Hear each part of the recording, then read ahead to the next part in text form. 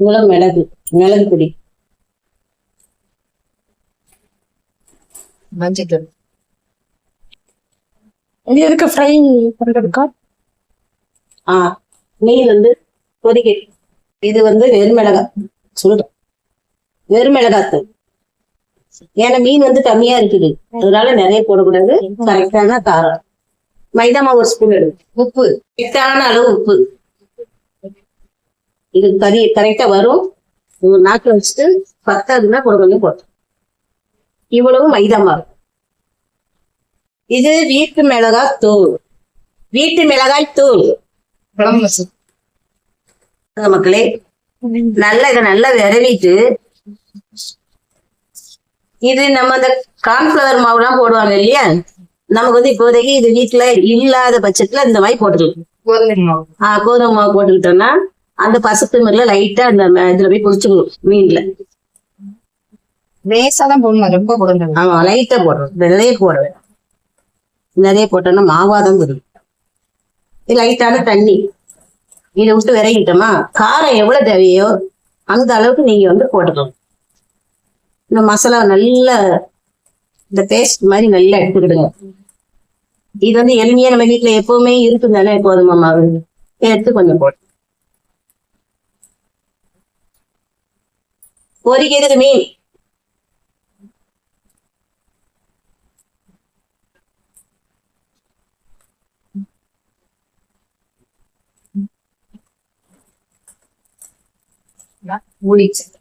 இது வந்து எடுத்தது கணக்கா இருக்குது. நீங்க இதே போல எடுத்துக்கிடுங்க.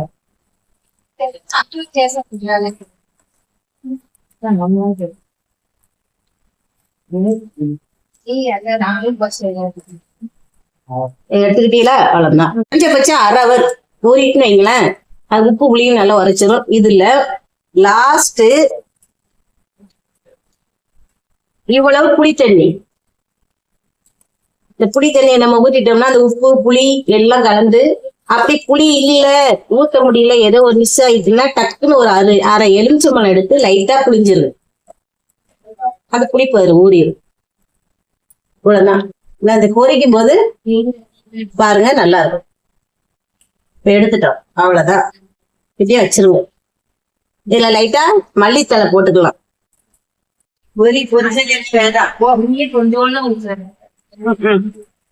கொஞ்சம் தான் ஊத்திருக்கேன். இப்ப என்ன செய்ய போறோம்? இப்போ நம்ம வந்து எண்ணெய் ஊத்திட்டோம் மக்களே. தோசை கல்ல மீன் பறிக்கிறதுக்கு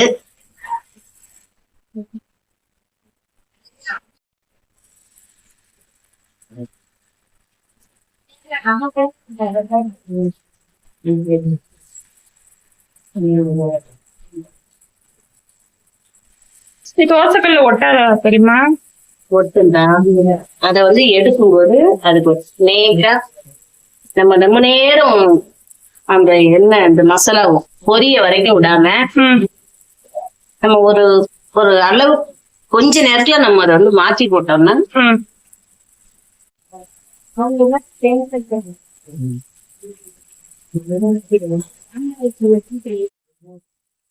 இதுல நம்ம கொஞ்சம் தான் மக்களே போட்டிருக்கிறோம். மீன் மொத்தமே 6 இருக்குதா, லைட் அது எடுத்து விட்டீங்கன்னா ஒட்டாம வரும். போட்டு நம்ம நேரம் கடிச்சு போட்டு வண்டி ஓட்ட 10 செகண்ட்ல லைட் அது வேற இது எடுத்து விட்டீங்கன்னா கல்லுல ஒட்டாது. நல்லா பஜ்ஜி மாதிரி இருக்கலாம். போல செய்து சாப்பிட்டு பாருங்க. சாப்பாடு நமக்கு பத்தாது.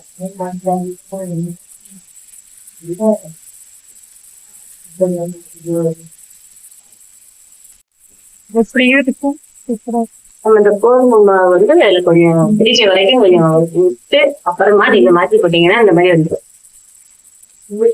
கரெக்டான ஒரு பக்கத்துல நின்னே பொறிச்சு விடுங்க. ரொம்ப நேரம் போட வேணாம். ஏன்னா இது வந்து இந்த பாறை மீன் வந்து மாவு மாதிரி இருக்கு, ஒரு சீக்கிரமா அது பொரிஞ்சுது. நீங்க 4 பச்சை மிளகாய் கூட இப்படி வச்சிடலாம். சைடுல வச்சுக்கிட்டு இது எடுத்து பச்சை மிளகாயோட சாப்பிட்டா நிறைய காரம் சாப்பிடாது. செம சேவை சாப்பிட நல்லா.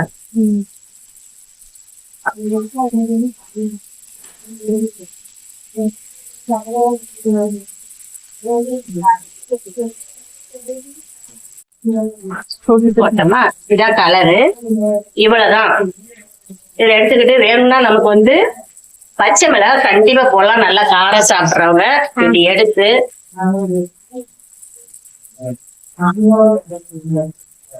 செமையா இருக்குது. இவ்வளவுதான்.